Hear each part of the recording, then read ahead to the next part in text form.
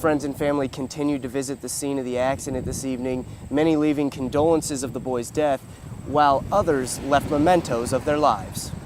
They're just cleaning up after another day of brewing here, but the 2-week journey from this to this has really just begun. Cars at the auction can go anywhere from $5,000 to $1 million, like this Duesenberg. For the Delaware Community School Corporation, the first line of defense lies just beyond the doors of the administration building. Songs, prayers, and tears filled the parking garage behind the Elkhart Police Department tonight. Kimberly Braniff organized the vigil for Liliana Hernandez and Renee Pastor after their untimely deaths.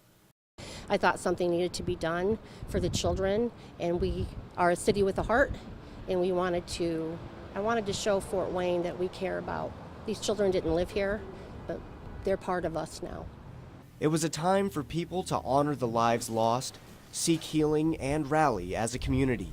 Liliana and Renee's grandparents made an appearance and shared their emotion with the crowd. It was a touching moment for Elkhart residents Gary and Julie Davis. It was inspiring to see the way the community came together and showed this love and support to the family that's got to be devastated.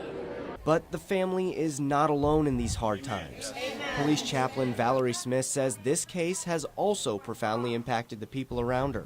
This is especially hard on officers, and we hope that as people pray for the community and the family involved in this, that they'll remember to pray for officers and first responders. We need you as much as you need us when you call 911. Smith says she hopes this gathering will help prevent future tragedies like this from happening. We hope that this is something that touches people's hearts, to realize that if you know a parent or a family that's in crisis and you can intervene and perhaps prevent another senseless tragedy like this from happening. Liliana would have turned 7 tomorrow. In Elkhart, Michael Kuhn, News Channel 15. What was once a scene of sadness and loss has now become one of comfort and remembrance.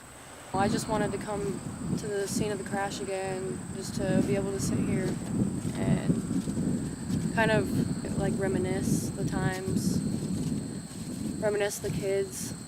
The intersection of County Roads 19 and 40 in Auburn has become a destination for many people hoping to pay their respects. Friends and family continued to visit the scene of the accident this evening, many leaving condolences of the boy's death, while others left mementos of their lives. He loved to put ketchup and A1 sauce on everything, smothered it in it. That was his stuff. A small glimpse of joy for Zaylin Harris during a trying time for her and her brother Dakota. It's just sad, really, really sad. But Zaylin says they're not alone in this road to healing. DeKalb County's community is awesome when it comes to stuff like this because they come together as one big community. This isn't the Padilla family's first experience with loss. Just 6 years ago, Derek's mother Polly died at the age of 38. And he missed his mom more than anything.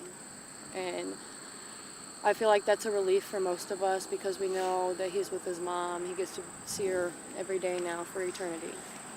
A small comfort for a mourning community.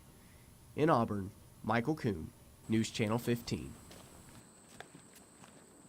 The car auctions are underway and people are buying. Sold, $10,400 sold. Megan Boyd has been a car specialist with Auctions America for 6 years. She says the people at these auctions are becoming as diverse as the cars being sold. You know, you're starting to see a lot more younger families, people with young families with kids buying more collector cars and getting out and enjoying them, which is a nice change. It's something we're happy to see here in Auburn, something to keep the collector car hobby going. Ken Lingenfelter has been coming to Auburn's auction for close to 30 years. He says this growth isn't just unique to Auburn.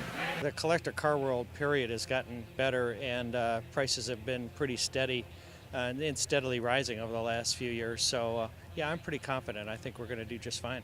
Cars at the auction can go anywhere from $5,000 to $1 million, like this Duesenberg. According to veteran car enthusiast Sonny Gandy, an upswing in the economy has played a large role in the increased prices and overall interest. People feel a little bit safer about their retirement and their investments, and what that really turns into is they can come buy a classic car and not feel like they're going to lose their investments on the side or jeopardize their retirement. According to an auction representative, they're expecting close to 85,000 people to attend throughout the weekend. Reporting in Auburn, Michael Kuhn, News Channel 15. And with the holidays upon us, many people are decorating their homes and looking for gifts. Newslink Michael Kuhn is live from the Ball State Alumni Center to tell us how you can take care of both in one trip.